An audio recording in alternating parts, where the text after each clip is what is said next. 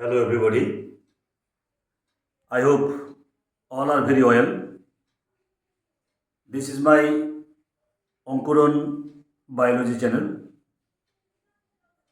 তো আজকে আমরা দশম শ্রেণীর জীববিদ্যার ক্লাসে গত ক্লাসে আমরা নিয়ন্ত্রণ ও সমন্বয় সাধন এই অধ্যায়ের দ্বিতীয় পোর্শন নিয়ে আলোচনা করেছিলাম। আজকে আমরা কন্ট্রোল অ্যান্ড কোঅর্ডিনেশন অর্থাৎ নিয়ন্ত্রণ ও সমন্বয় সাধনের তৃতীয় অংশ নিয়ে আলোচনা করব। তো আমরা জানি যে আমাদের স্নায়বিক যত ক্রিয়াকলাপ আছে, বিচার বিবেচনা বুদ্ধি চিন্তা যাবতীয় বিষয়বস্তুগুলি নিয়ন্ত্রিত হয় যার মাধ্যমে তাকে আমরা বলি কি মস্তিষ্ক বা ব্রেন। তো আজকে আমরা যে অংশটা নিয়ে আলোচনা করব সেটা হচ্ছে মানব মস্তিষ্ক অর্থাৎ হিউম্যান ব্রেন। তো প্রথমেই জানি এই মস্তিষ্কের অবস্থানটা কোথায়। সুষুম্নাকাণ্ডের অগ্রভাগে যে স্ফীত গোলাকার অংশটা থাকে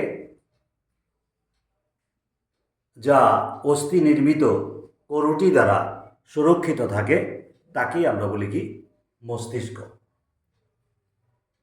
তো এই মস্তিষ্কটা 1500 ঘন সেন্টিমিটার স্থান দখল করে থাকে এবং ওজন 1.36 কেজি। এই মস্তিষ্কের মধ্যে সর্বাধিক সংখ্যক স্নায়ুকোষের সমাবেশ লক্ষ্য করা যায়। প্রায় 10 শতকোটি স্নায়ুকোষ এই মস্তিষ্কের মধ্যে অবস্থান করে। একটা মজার ব্যাপার, মস্তিষ্কটা একটা ত্রিস্তর বিশিষ্ট আবরণী দ্বারা আবৃত থাকে, যেটাকে আমরা এক কথায় বলি মেনিনজেস। ত্রিস্তর বিশিষ্ট বললাম, এই তিনটি স্তর কি কি তাহলে? ডোরা ম্যাটার, অ্যারাকনয়েড ম্যাটার এবং পায়া ম্যাটার, যেটাকে এক কথায় আমরা বলি কি মেনিনজেস। আমি প্রসঙ্গক্রমে বলে রাখি, আমাদের শরীরে যতগুলি অঙ্গ আছে ভেতরে সমস্ত অঙ্গগুলি কিন্তু আলাদা আলাদাভাবে আবরণ দ্বারা আবৃত থাকে।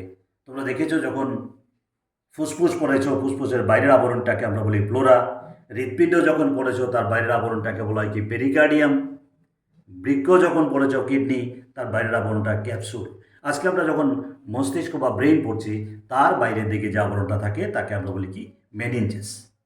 তো এবার যদি বলি এই মস্তিষ্কের বা ব্রেইনের বিভিন্ন অংশগুলি কী কী, আমরা মস্তিষ্ককে মূলত তিনটা অংশে ভাগ করতে পারি।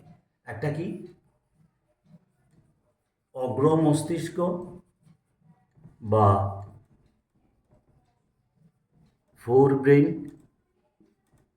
নাম্বার 2 মধ্য মস্তিষ্ক বা মিড ব্রেন, নাম্বার 3 পশ্চাৎ মস্তিষ্ক বা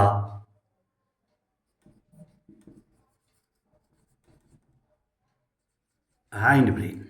তাহলে এই মূলত আমরা তিনটা অংশ জানি, কি কি অগ্র মস্তিষ্ক, মধ্য মস্তিষ্ক এবং পশ্চাৎ মস্তিষ্ক, ফোর ব্রেন, মিড ব্রেন এবং হাইন্ড ব্রেন। আমরা এখানে দেখো পরিষ্কার ছকের আকারে দেখিয়েছি মস্তিষ্কের তিনটা পোর্শন থাকে, একটা ফোর ব্রেন বা অগ্র মস্তিষ্ক, মিড ব্রেন বা মধ্য মস্তিষ্ক, হাইন্ড ব্রেন বা পশ্চাৎ মস্তিষ্ক। এই অগ্র মস্তিষ্ককে দেখো আবার তিনটে অংশে ভাগ করা যায়, কি কি সেরিবেলাম, সেরিব্রাম বা গুরু মস্তিষ্ক, থ্যালামাস, হাইপোথ্যালামাস।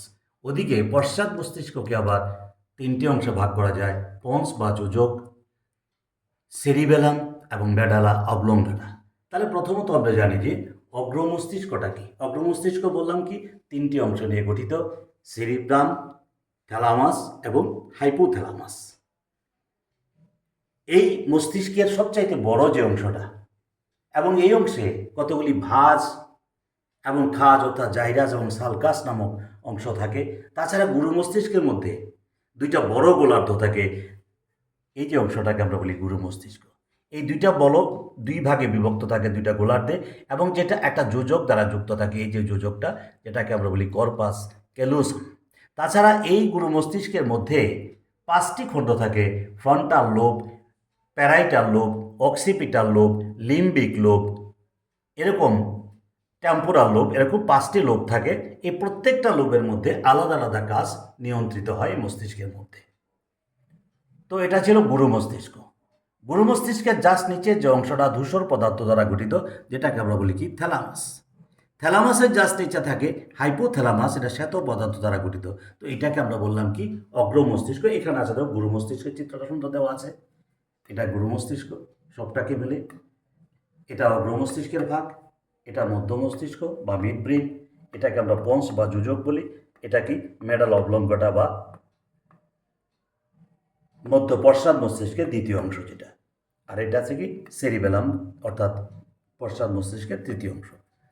তো এবার যদি আমরা বলি মধ্য মস্তিষ্ক, মধ্য মস্তিষ্কটা আসলে কি এই অগ্র মস্তিষ্ক এবং পশ্চাৎ মস্তিষ্কের মাঝখানের যে অংশটা, যেটাকে আমরা বলি কি এই জায়গাটাকে মধ্য মস্তিষ্ক। এই জায়গাটা যখন আমরা প্রস্থচ্ছেদ করি, তার মাঝখান দিয়ে একটা সরু নালী নির্গত হয়, যে নালীটাকে আমরা বলি কি সিলিভিয়াসের নালী।